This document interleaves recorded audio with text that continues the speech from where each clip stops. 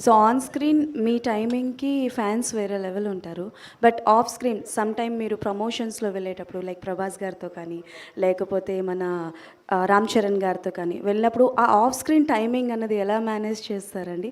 అంటే on the spot వస్తుందా లేకపోతే అంటే ముందే ప్రిపేర్ అవుతారా ఏంటి? మ్యాక్సిమం స్క్రిప్ట్ స్క్రిప్ట్ ఉంటుందండి, కానీ మా ఆన్ ది స్పాట్ వాళ్ళతో ఉన్న కెమిస్ట్రీ వెళ్ళిపోద్దండి.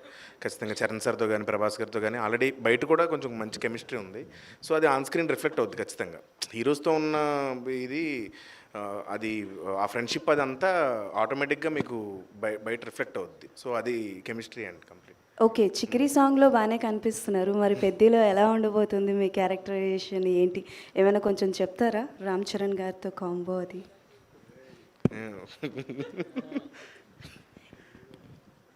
ఏముందానికి ఏం చెప్పాలి, బాగుంటుందండి. అంటే ఎంత బాగుంటుందో చెప్తారని? బాగుంటుందండి. నేను యాక్చువల్గా Charan sir fan. So shooting అయితే చాలా బాగా ఎంజాయ్ చేశాను.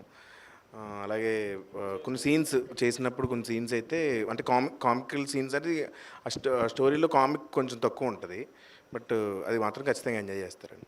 సత్య గారు బిజీ అయిపోవడం వల్ల సత్య గారు యాక్ట్ చేసే సినిమాలు కూడా ఇబ్బంది అవుతోంది అని ఒక మాట ఉంది బయట.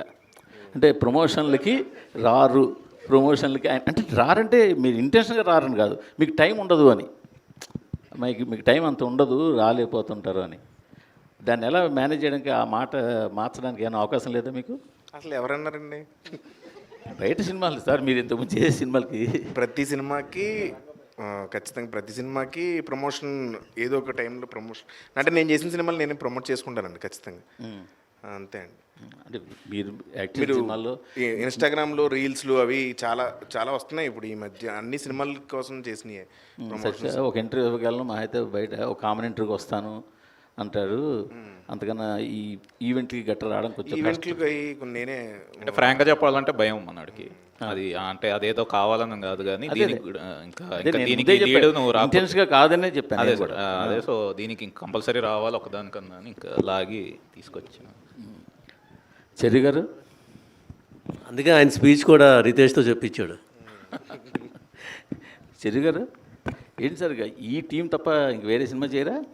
సార్ నాకు చాలా హ్యాపీగా ఉందండి ఈ టీంతో చేయడం. సో నాకు ప్రాబ్లం ఏంటి, నాకు అనుకున్నట్టుగా మంచి క్వాలిటీ ఇస్తున్నారు, మంచి ఎంటర్టైన్మెంట్ ఇస్తున్నారు, డబ్బులు తెప్పిస్తున్నారు.